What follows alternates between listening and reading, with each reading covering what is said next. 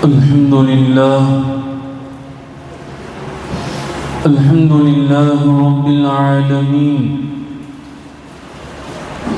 والصلاة والسلام على رسوله وخاتم النبيين وعلى آله الطيبين وأصحابه الطاهرين والمؤمنين والمسلمين كلهم أجمعين. أما بعد، فقد قال الله تبارك وتعالى في القرآن الكريم والفرقان المجيد: أعوذ بالله من الشيطان الرجيم، بسم الله الرحمن الرحيم. إن عدة الشهور عند الله 12 شهرا في كتاب الله يوم خلق السماوات والأرض منها 4 حرم. صدق الله العلي العظيم. எல்லா புகழும் அல்லாஹ் ஒருவனுக்கு உரித்தாகட்டுமாக.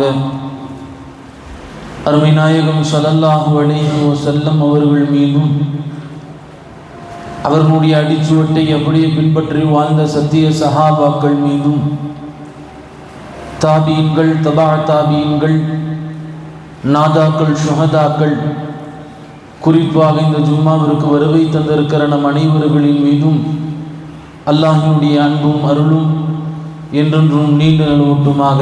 ஆமீன். கண்ணியத்திற்குரிய அல்லாஹ் நல்லடியார்களே, அல்லாஹினுடைய பேரருளால் இஸ்லாமிய ஆண்டு துவங்கி ஹிஜ்ரி 1448 ஆண்டினுடைய முதலாவது ஜும்மாவிலே நாம் அமர்ந்திருக்கிறோம். இஸ்லாமிய உலகத்தில் இஸ்லாத்தினுடைய வளர்ச்சியை யாராலும் தடுக்க முடியவில்லை, இனியும் தடுக்க முடியாது.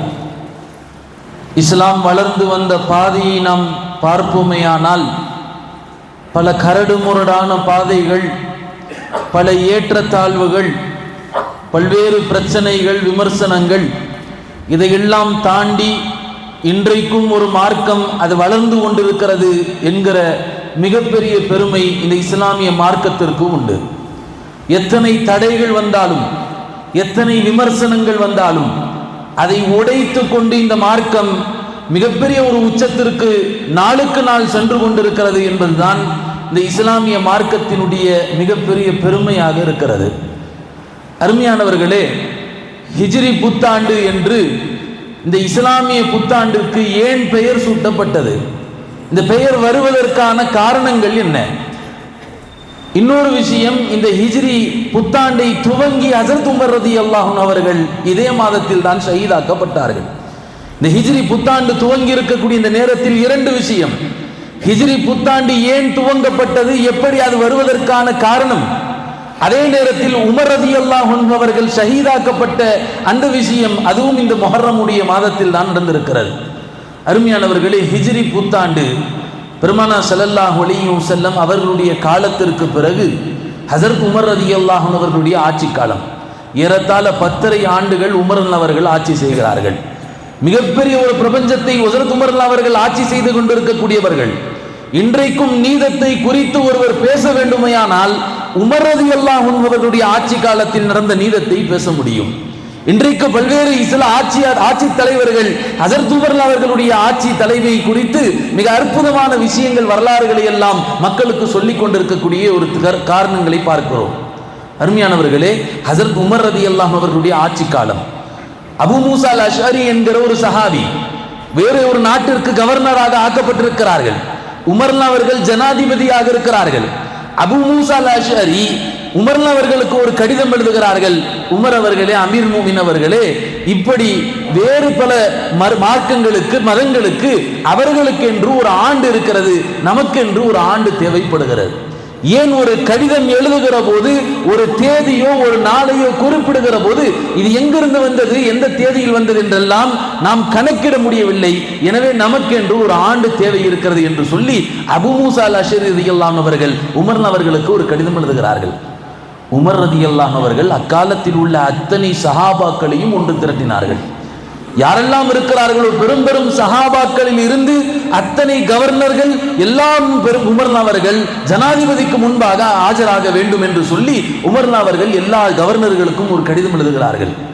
வேறு ஊர்களில் இருந்தெல்லாம் எல்லா சஹாபாக்களும் உமர் அவர்களுடைய மஷூராவில் ஆஜராகுகிறார்கள். மஷூரா நடக்கிறது. உமர் அவர்கள் கேட்கிறார்கள். எல்லா சஹாபாக்களிடத்திலும் ஆலோசனை கேட்கப்படுகிறது.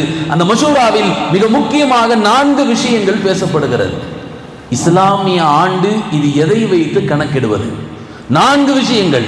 சில சஹாபாக்கள் சொன்னார்கள், பெருமானார் ஸல்லல்லாஹு அலைஹி வஸல்லம் பிறப்பிலிருந்து இஸ்லாமிய ஆண்டை கணக்கிடலாம். நபி ஸல்லல்லாஹு அலைஹி வஸல்லம் பிறந்ததிலிருந்து ஒரு ஆண்டு, பெருமானார் ஸல்லல்லாஹு அலைஹி வஸல்லம் பிறந்ததிலிருந்து 2வது ஆண்டு, பெருமானாருடைய பிறப்பை வைத்து நாம் இஸ்லாமிய ஆண்டை கணக்கிடலாம் என்று ஒரு சில சஹாபாக்களுடைய கருத்து. வேறு சில சஹாபாக்கள் சொன்னார்கள், இல்லை வேண்டாம், பெருமானார் ஸல்லல்லாஹு அலைஹி வஸல்லம் அவர்களுக்கு நுபுவத் எப்போது கொடுக்கப்பட்டதோ அந்த நுபுவத்தை வைத்து இஸ்லாமிய ஆண்டை கணக்கிடலாம். நபி ஸல்லல்லாஹு அலைஹி வஸல்லம் அவர்கள் பிறந்ததிலிருந்து வேண்டாம், பெருமானாருக்கு நுபுவத்து கொடுக்கப்பட்டு நபியாக ஆக்கப்பட்டதிலிருந்து, அப்படி நபியாக ஆக்கப்படுகிற போது பெருமானார் ஸல்லல்லாஹு அலைஹி வஸல்லம் அவர்களுக்கு 40 வயது, அந்த நுபுவத் கொடுக்கப்பட்டதிலிருந்து ஒரு ஆண்டு, நுபுவத் கொடுக்கப்பட்டதிலிருந்து 2வது ஆண்டு, இப்படி கணக்கிடலாம் என்று சில சஹாபாக்கள் சொல்லுகிறார்கள். வேறு சில சஹாபாக்கள் இல்லை வேண்டாம், பெருமானார் ஸல்லல்லாஹு அலைஹி வஸல்லம் ஹிஜ்ரத் குடிபெயர்ந்ததிலிருந்து நாம் ஆண்டை கணக்கிடலாம்.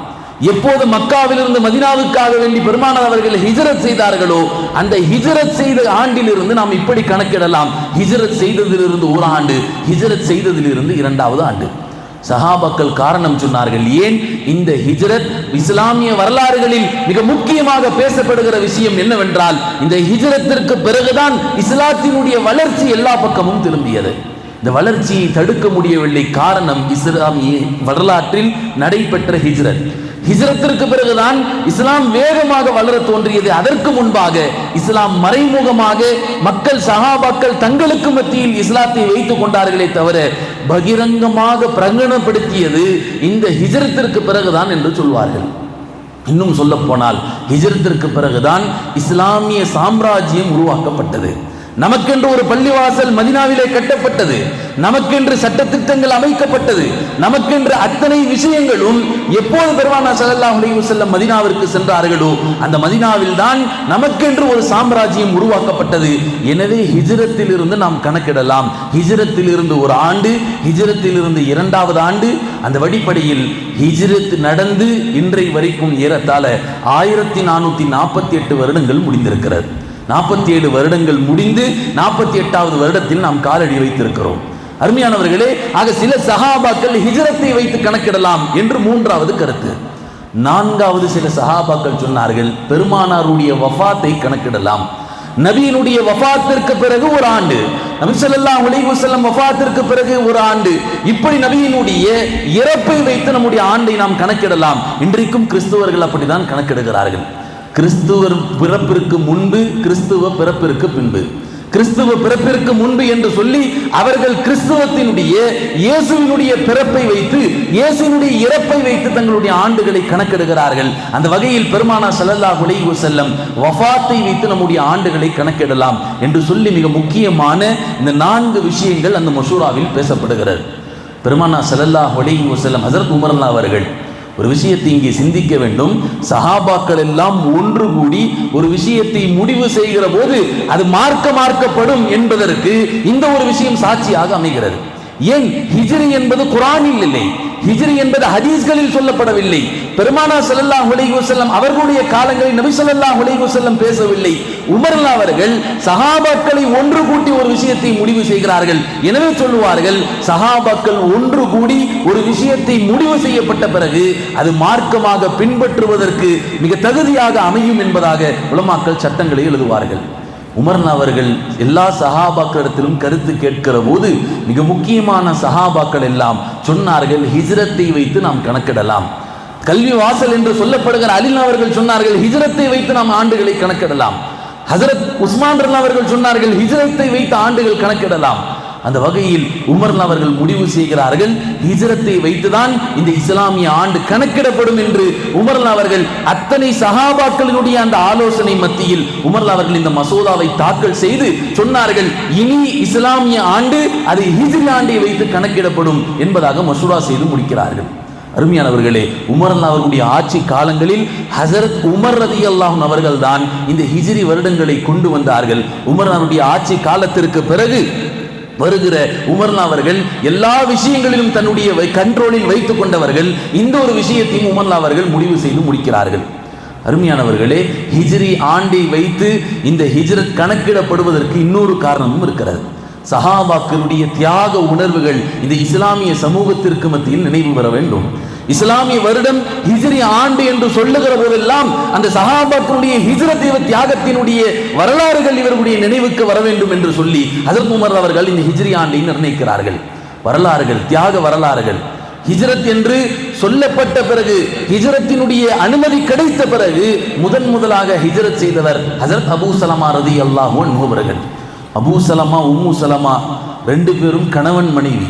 தன்னந்தனியாக ஹிஜ்ரத், குடும்பத்தோடு ஹிஜ்ரத் செய்ய வேண்டும் என்று ஆசைப்படுகிறார்கள். ஆசைப்படுகிற போது அங்கே உள்ள மக்கா காபிர்கள் இவர்களை எப்படியாவது தடுத்து நிறுத்த வேண்டும் என்று மனைவியை ஒரு பக்கம் பிடித்து வைத்துக் கொள்கிறார்கள், குழந்தைகளை ஒரு பக்கம் பிடித்து வைத்துக் கொள்கிறார்கள். கடைசியாக அபூ சலமா குடும்பத்தோடு ஹிஜ்ரத் செய்ய வேண்டும் என்று ஆசைப்பட்டு தன்னந்தனியாக செல்லுகிறார். மனைவியை இழந்து, குழந்தையை இழந்து பல ஆண்டுகளாக மதீனாவில் இருந்த பிறகுதான் உம்மு சலமா அவர்கள் மனைவியாக வந்து மீண்டும் அபூ சலமாவிடத்தில் வந்து சேருகிறார்கள். அருமையானவர்களே, ஹிஜ்ரத் என்பது இது சாதாரணமான பயணம் அல்ல, மிக கடுமையான பயணங்கள். சஹாபாக்கள் பல தியாகங்களை செய்திருக்கிறார்கள், பல இன்னல்களை சகித்திருக்கிறார்கள். ஒரு கட்டத்தில் சஹாபாக்கள் அந்த மதீனாவிற்கு சென்றார்கள்.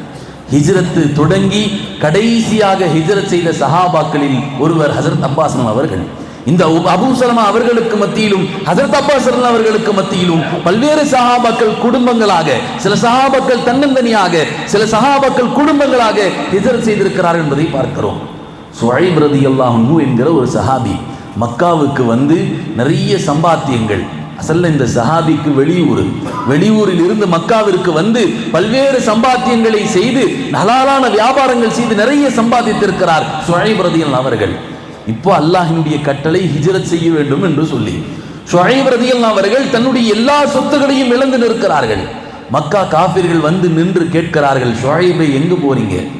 இந்த மக்காவிற்கு வந்து எங்களுடைய உதவியால் நீங்கள் சம்பாதித்தீர்கள், இந்த சொத்துக்கள் எல்லாம் எங்களுடைய உதவியால் நீங்கள் சேர்த்தீர்கள் என்று சொல்லி சுஹைப் அவர்கள் பிடித்து வைக்கிற போது கேட்டார்கள், அம்பு எறிவதில் நான் சிறந்தவன், என்னை விட சிறந்தவனாக யாரும் இருக்க முடியாது. அப்பேற்பட்ட அம்பு எறிவதில் தேர்ச்சி பெற்றவர்கள் சுஹைப் அவர்கள் சொன்னார்கள், நான் அம்பு எறிய ஆரம்பித்து விட்டால் இங்கு உள்ள யாரும் நீங்கள் உயிரோடு திரும்ப முடியாது என்று சொல்லி சுஹைப் அவர்கள் சொல்லுகிற போது அந்த மக்கா காஃபிர்கள் கேட்கிறார்கள், என்ன வேண்டும் உங்களுக்கு? சுஹைப் அவர்கள் சொன்னார்கள், என்ன வேண்டும்? என்னுடைய சொத்துக்கள், நான் சம்பாதித்த அத்தனை சொத்துக்களும் நீங்கள் எடுத்துக்கொள்ளுங்கள், என்னை விட்டு விடுங்கள் என்று சொல்லி ஹஜ்ரத் சுஹைப் அவர்கள் அங்கிருந்து கிளம்பி வந்தார்கள் என்பதாக பார்க்கிறோம். அருமையானவர்களே, ஹிஜ்ரத் செய்வதற்கு பெருமானார் ஸல்லல்லாஹு அலைஹி வஸல்லம் அனுமதி கொடுத்த பிறகு, ரப்பினுடைய அனுமதி கிடைத்த பிறகு சஹாபாக்கள் தன்னுடைய பொருட்செல்வங்களை இழந்தார்கள். வாழ்க்கையில் சம்பாதித்த அத்தனை செல்வங்களையும் இழந்து தன்னந்தனியாக நேற்றைய தினம் வரைக்கும் ஜகாத் கொடுக்க தகுதியானவர்கள் எல்லாம் ஹிஜ்ரத்திற்கு பிறகு அப்படியே காலம் மாறி போகிறது, ஜகாத் வாங்கக்கூடிய சஹாபாக்களாக மாறிவிட்டார்கள். ஜகாத் கொடுப்பதற்கு தகுதியானவர்கள், செல்வத்தில் இருந்தவர்கள், வியாபாரத்தில் உச்சகட்டத்தை அடைந்தவர்கள், மிகப்பெரிய பணக்கார சஹாபாக்கள் எல்லாம் ஒரு கட்டத்தில் மதீனாவிற்கு சென்ற பிறகு இப்படி நிலைமை மாறுகிறது. அத்தனை சஹாபாக்களும் ஜகாத் வாங்குகிற தகுதியுடையவர்களாக மாறுகிறார்கள். ஹதீஸ்களில் படிக்கிறோமா இல்லையா? வயிற்றில் கல்லை கட்டுகிற நிலையெல்லாம் எப்போது ஏற்பட்டது? மதீனாவிற்கு சென்ற பிறகு ஏற்பட்டது.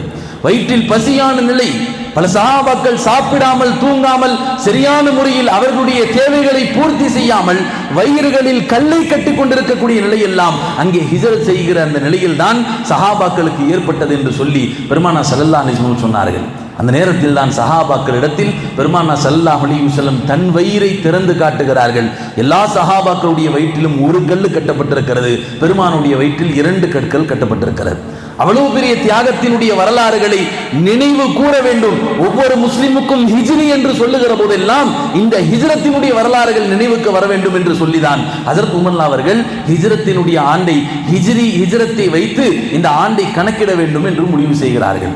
அருமையானவர்களே, சிரமமான கஷ்டங்கள், பலவிதமான சிரமங்கள் இந்த சஹாபாக்களுக்கு ஏற்பட்டது. பெருமானா ஸல்லல்லாஹு அலைஹி வஸல்லம் எல்லாத்தையும் அனுப்பிவிட்டு கடைசியாக செல்லுகிறார்கள். ஒரு தலைவர் போய் சொகுசா போய் முன்னாடி உட்காரல, நான் உட்கார்ந்துக்கிறேன், நீங்க எல்லாம் பின்னால வாங்க என்று சொல்லி நபி ஸல்லல்லாஹு அலைஹி வஸல்லம் சொல்லவில்லை. எல்லா சஹாபாக்களையும் அனுப்பி வைத்து விட்டு, ஏன் அந்த சஹாபாக்களுடைய பாதுகாப்பு முக்கியம், அனுப்பி வைத்து விட்டு கடைசி நபராக ஹஜ்ரத் பெருமானா ஸல்லல்லாஹு அலைஹி வஸல்லம் மக்காவை விட்டு கிளம்புகிறார்கள். கொஞ்சம் யோசித்து பாருங்கள், ஊர் விட்டு ஊர் போவது என்பது கடினமான ஒரு விஷயம். அதுவும் சொந்த ஊரை விட்டு ஒருவர் வெளியேறுகிறார் என்பது, வளர்ந்த ஊர், அந்த ஊரில் வளர்ந்திருக்கிறார், தன்னுடைய வியாபாரம் செய்திருக்கிறார், அத்தனை விஷயங்களையும் அந்த ஊரில் தான் நல்லது கெட்டது எல்லா விஷயங்களையும் பார்த்திருக்கிறார். ஒரு ஊரை விட்டு வெளியேறுவது என்பது மிகப்பெரிய வருத்தத்திற்குரிய ஒரு செய்தி. அல்லாஹ்வினுடைய கட்டளைக்கு இணங்க, பெருமானா ஸல்லல்லாஹு அலைஹி வஸல்லம் அவர்களுடைய கண் அசைவுக்கு இணங்க ஒட்டுமொத்த சஹாபாக்களையும் ஒரு ஊரை காலி செய்து இன்னொரு ஊருக்கு செல்கிறார்கள், மதீனாவுக்கு செல்கிறார்கள். பெருமானா ஸல்லல்லாஹு அலைஹி வஸல்லம் அவர்கள் இந்த ஹிஜ்ரத்தினுடைய பயணத்தை திட்டமிடுகிறார்கள். பெருமானாரிடத்தில் திட்டமிடுதல் இருந்தது. நபி ஸல்லல்லாஹு அலைஹி வஸல்லம் முடிவு செய்கிறார்கள், இந்த பாதை, இந்த பயணம் எத்தனை நாள் இருக்க வேண்டும் முடிவு செய்கிறார்கள். இந்த பயணத்தில் யார் கூட இருக்க வேண்டும் என்று முடிவு செய்கிறார்கள். இந்த பயணத்தில் எந்த விதமான பாதையை பயன்படுத்த வேண்டும் என்று அத்தனை விஷயங்களும் பெருமானா ஸல்லல்லாஹு அலைஹி வஸல்லம் திட்டமிடுகிறார்கள். உலமாக்கள் சொல்லுவார்கள், முஸ்லிம்கள் தன் வாழ்க்கையில் ஒரு திட்டமிடுதல் இருக்க வேண்டும். எல்லாமே ஒரு பிளானிங் இருக்கணும். பிளானிங் இல்லாமல் செய்யக்கூடிய நடத்தக்கூடிய அத்தனை விஷயங்களும் அது ஃபெயிலியர் ஆகிவிடும். பெருமானாரிடத்தில் திட்டமிடுதல் இருந்தது. சொன்னார்கள், 14 நாட்கள் கடந்து பெருமானா ஸல்லல்லாஹு அலைஹி வஸல்லம் மதீனாவுக்கு செல்லுகிறார்கள். எப்போதும் போகிற பாதை அல்ல இது, குறுக்கு வழியாக பயன்படுத்துவதற்கு, வழியை காட்டுவதற்கு பெருமானா ஸல்லல்லாஹு அலைஹி வஸல்லம் அவர்களோடு இருந்த ஒரு சஹாபி. நபி ஸல்லல்லாஹு அலைஹி வஸல்லம் தன்னோடு அபூபக்கரை வைத்திருக்கிறார்கள். வழிகாட்டுவதற்கு ஒரு சஹாபி இருக்கிறார். பாலை கறந்து கொடுப்பதற்கு ஒரு ஆட்டிடையன் இருக்கிறான். அது மட்டுமல்ல, பெருமானா ஸல்லல்லாஹு அலைஹி வஸல்லம் அவர்களுக்கு செய்தி சொல்லுவதற்கு பெருமானார் ஒரு சஹாபியை நியமிக்கிறார்கள்.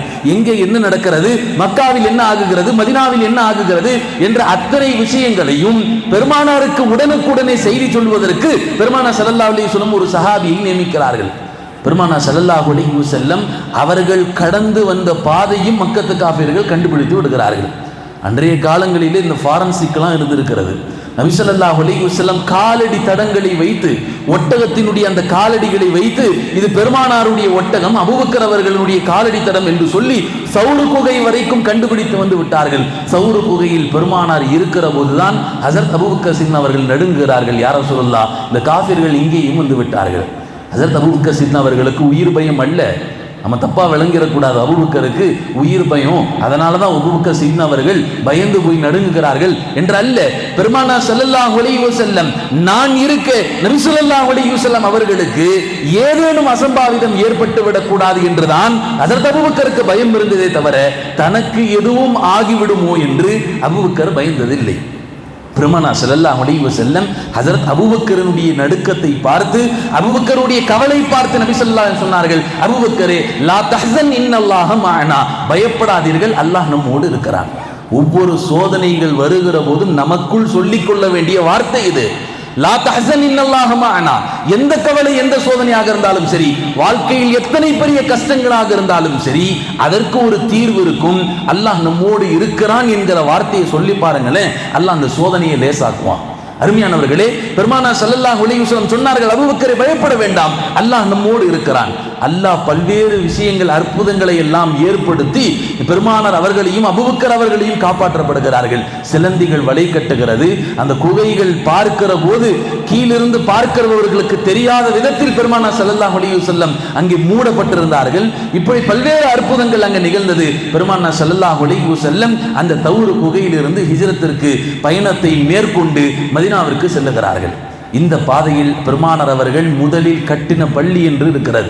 மதீனாவிற்கு செல்வதற்கு முன்பாக அங்கே மஸ்ஜித் குபா என்கிற ஒரு குபா பள்ளியை அல்லாஹ்வினுடைய தூதர் கட்டுகிறார்கள். அதற்கு பிறகு மதீனாவிற்கு செல்லுகிறார்கள். அல்லாஹ்வினுடைய தூதர் காலடி எடுத்து வைத்தவுடன் பெருமானார் செய்த வேலை, முதல் வேலை இதுதான், அங்கே ஒரு மஸ்ஜித் உருவாக வேண்டும். ஒரு மொஹல்லாவில் ஒரு முஸ்லிம் இருக்கக்கூடிய ஊர்களில் ஒரு மொஹல்லாவில் அங்கே மஸ்ஜித் தேவை இருக்கிறதோ உடனடியாக அங்கே மஸ்ஜித் கட்டப்பட வேண்டும். மஸ்ஜித் இல்லாத மொஹல்லா அது உண்மையிலுமே முசீபத்து பிடித்த மொஹல்லா என்பதாக சொல்வார்கள். எனவே சொன்னார்கள் பெருமானார் ஸல்லல்லாஹு அலைஹி வஸல்லம் இங்கே மஸ்ஜிதை கட்ட வேண்டும். இடத்தை தேர்வு செய்கிறார்கள். அந்த இடத்தினுடைய உரிமையாளர்களிடத்தில் பேசப்படுகிறது, அவர்களிடத்தில் சில செட்டில்மெண்ட்டுகள் செய்யப்படுகிறது. பெருமானார் ஸல்லல்லாஹு அலைஹி வஸல்லம் தான் கட்டளையிடாமல் அந்த சஹாபாக்களோடு சேர்ந்து அல்லாஹ்வுடைய தூதர் மஸ்ஜித் நபவியை கட்டிடத்தை எழுப்புகிறார்கள். பெருமானார் கை கட்டி உட்கார்ந்து வேடிக்கை பார்க்கல. அல்லாஹ்வுடைய தூதர் களத்தில் இறங்கினார்கள். மஸ்ஜிதை கட்டுவதற்காக வேண்டி தன் உழைப்பும் பள்ளிவாசலில் இருக்க வேண்டும் என்று சொல்லி அல்லாஹ்வுடைய தூதர் சில காரியங்களை எல்லாம் அவர்கள் பெருமானார் ஸல்லல்லாஹு அலைஹி வஸல்லம் அவர்கள் எடுத்து தந்தார்கள் என்று ஹதீஸ்களில் இருக்கிறார். நபி ஸல்லல்லாஹு அலைஹி வஸல்லம் ஹிஜ்ரத்திற்கு மேற்கொண்டு இந்த பயணம் இருக்கிறது, இது சாதாரணமான பயணம் அல்ல. பல்வேறு சஹாபாக்கள் சிரமங்களோடு பல்வேறு கஷ்டங்களோடு அல்லாஹ்வுடைய தூதர் ஸல்லல்லாஹு அலைஹி வஸல்லம் அவர்களும் சஹாபாக்களும் கஷ்டங்களோடு இந்த ஹிஜ்ரத் பயணத்தை செய்திருக்கிறார்கள் என்பதாக பார்க்கிறோம். நிறைய சஹாபாக்கள் வழியில் ஷஹீதாக்கப்பட்டிருக்கிறார்கள். அவர்களை குறித்து தான் பெருமானார் சொன்னார்கள், சில பேர் ஹிஜ்ரத் செய்ய வேண்டும் என்று ஆசைப்பட்டு புறப்பட்டு விட்டார்கள், ஆனால் மதீனா வந்து அடையவில்லை. வழியில் யாரெல்லாம் வஃபாத் ஆகிவிட்டார்களோ அத்தனை பேரும் முஹாஜிருடைய பட்டியலில் சேர்ந்து விடுவார்கள், முஹாஜிருடைய லிஸ்டில் வந்து வருவார்கள். ஹிஜ்ரத் செய்து மதீனாவிற்கு வராமல் வழியில் நிறைய சஹாபாக்கள் மௌத்தானார்கள், ஷஹீதானார்கள். ஹாரித் என்கிற சஹாபி பெருமானாருடைய ஹிஜ்ரத்தினுடைய கட்டளைக்கு இணங்க ஹாரித் என்கிற சஹாபி ஹிஜ்ரத் புறப்பட்டார்கள். புறப்படுகிற போது குடும்பத்தோடு செல்லுகிற போது வழியில் விஷம் கலந்த ஒரு ஆற்றில் தண்ணீர் பருகி விட்டார்கள். ஒட்டுமொத்த குடும்பங்களும் மூத்தாகி விட்டார்கள். பெருமானார் ஸல்லல்லாஹு அலைஹி வஸல்லம் சொன்னார்கள், ஹாரித் முஹாஜிர் ஆகி மதீனாவிற்கு வரவில்லை என்று இருந்தாலும் இந்த ஹாரித் அவர்களுடைய குடும்பமும் முஹாஜிருடைய பட்டியல் வந்து விடுவார்கள் என்று சொல்லி பெருமானார் ஸல்லல்லாஹு அலைஹி வஸல்லம் சொல்லி காண்பித்தார்கள். அருமையானவர்களே, ஆக ஹிஜ்ரத்தினுடைய பயணம் இது சாதாரணமான பயணம் அல்ல.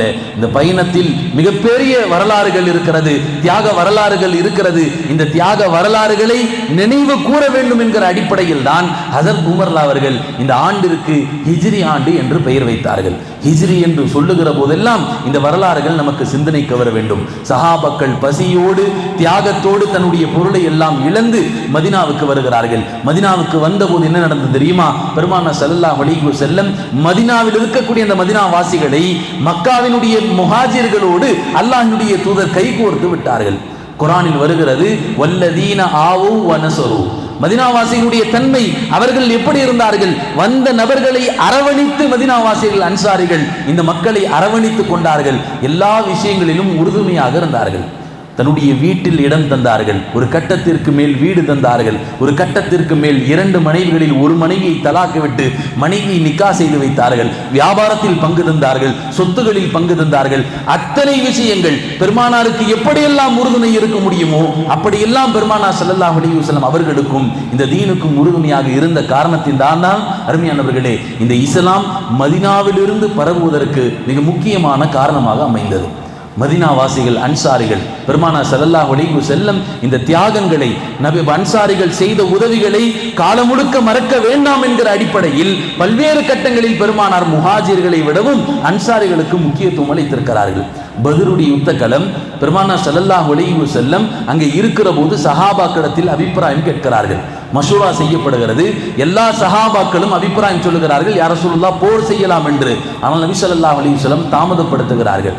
பெருமானார் அவர்கள் அன்சாரிகளுடைய முடிவு வர வேண்டும், அன்சாரிகளிடத்திலிருந்து பதில் வர வேண்டும் என்று சொல்லி அஸாத் இப்னு உபாதா அவர்களுடைய பதிலுக்காக வேண்டி அல்லாஹ்வுடைய தூதர் காத்து கொண்டிருந்தார்கள் என்பதாக பார்க்கிறோம். ஆக அன்சாரிகளுடைய முடிவை பெருமானார் ஸல்லல்லாஹு அலைஹி வஸல்லம் ஏற்றிருக்கிறார்கள். ஒரு கட்டத்திற்கு மேல் அல்லாஹ்வுடைய தூதர் இப்படியும் சொல்லியிருக்கிறார்கள், ஒட்டுமொத்த சஹாபாக்களும் ஒரு பாதையில் சென்றால் என் அன்சாரிகள் எந்த பாதையில் செல்வார்களோ அந்த பாதையில் நான் தேர்வு செய்வேன் என்று பெருமானார் அவர்கள் இந்த அன்சாரிகளுடைய உதவியை காலம் முழுக்க மறக்க கூடாது என்கிற அடிப்படையில் அல்லாஹ்வுடைய தூதர் இப்படியும் சொல்லியிருக்கிறார்கள். அருமையானவர்களே, ஒரு கட்டத்தில் அன்சாரிகள் ஏதோ ஒரு விஷயத்தில் பெருமானார் மீது சில சங்கடங்கள் ஏற்பட்டு விடுகிறது.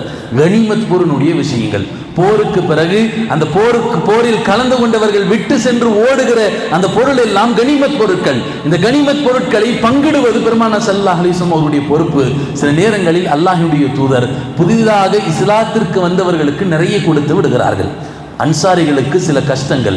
நபி ஸல்லல்லாஹு அலைஹி வஸல்லம் அவர்களோடு இத்தனை ஆண்டு காலம் உறுதுணையாக இருக்கிற நாம், நபி ஸல்லல்லாஹு அலைஹி வஸல்லம் இந்த குறைசி மக்களுக்கு புதிதாக இஸ்லாத்தை ஏற்றுக்கொள்பவர்களுக்கு அதிகமாக கொடுக்கிறார்களே என்று சொல்லி மனதில் ஒரு கவலை ஏற்படுகிறது. பெருமானார் ஸல்லல்லாஹு அலைஹி வஸல்லம் அவர்களுக்கு இந்த செய்தி எட்டுகிற போது அல்லாஹ்வுடைய தூதர் சாத் இப்னு உபாதாவை அழைக்கிறார்கள்.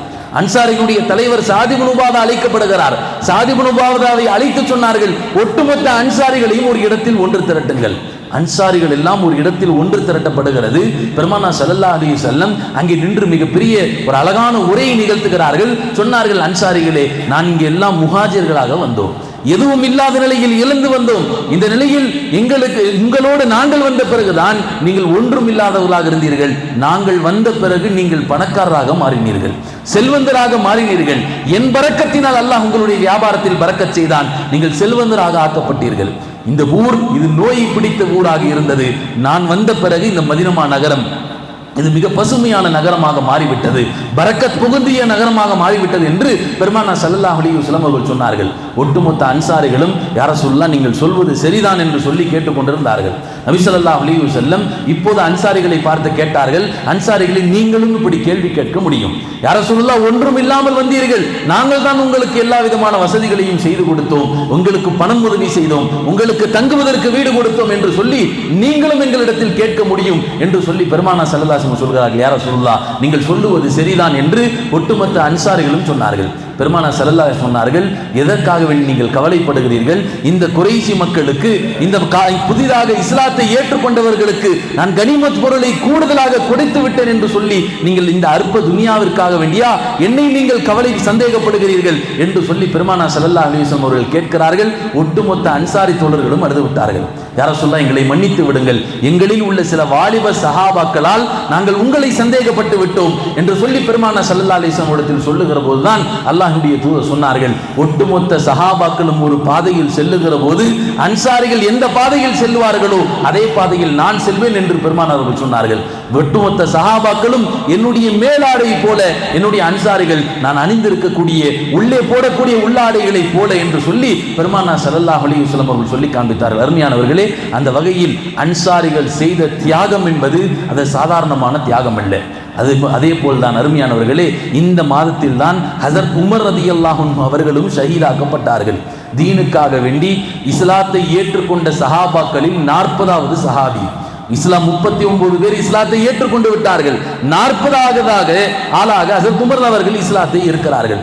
உமர் அவர்கள் இஸ்லாத்தை ஏற்ற பிறகுதான் இஸ்லாமிய மக்களுக்கு, சஹாபாக்களுக்கு ஒரு பலம் வருகிறது. ஹஸரத் உமர் அவர்கள் இஸ்லாத்தை ஏற்றுக்கொண்டார்கள் என்று சொல்லி காபத்துல்லாவில் தன்னந்தனியாக நின்று நான் ஹிஜ்ரத் செய்ய போகிறேன் என்று சொல்லி பகிரங்கமாக சொல்லி ஹிஜ்ரத் செய்த சஹாபி ஹஸரத் உமர் அவர்கள். காபத்துல்லாவில் இருக்கிறார்கள், சொல்லுகிறார்கள், உங்களுடைய தாய், உங்களுடைய பிள்ளைகள் யாரெல்லாம் ஷஹீதாக்கப்பட வேண்டுமோ அவர்கள் என்னுடைய ஹிஜ்ரத்தை தடுத்து பாருங்கள் என்று சொல்லி அங்குள்ள தாய்மாரிடத்தில் பகிரங்கமாக சொல்லி ஹஸரத் உமர் அவர்கள் ஹிஜ்ரத் செய்ய ஆரம்பிக்கிறார்கள். அருமையானவர்களே, உமர் அவர்கள் தன்னுடைய ஆட்சி காலங்கள், நபி ஸல்லல்லாஹு அலைஹி வஸல்லம் அவர்களோடு செய்த உதவிகள், ஹஸரத் உமர் அவர்கள் தன்னுடைய 10 ஆண்டு காலம் இந்த பூமியை ஆண்டிருக்கிறார்கள். மிக அற்புதமான ஆட்சி செய்தார்கள். இன்றைக்கும் ஆட்சியாளர்கள் எல்லாம் அவருடைய உதாரணத்தை பேசுகிற அளவுக்கு ஹஸரத் உமர் அவர்கள் ஆட்சி செய்திருக்கிறார்கள். அருமையானவர்களே, உமர் அவர்கள் 2 துவாக்கள் கேட்டார்கள். 2 துவா, தன்னுடைய கடைசி ஹஜ்ஜில் உமர் அவர்கள் கேட்ட துவாக்கள் 2 விஷயம்.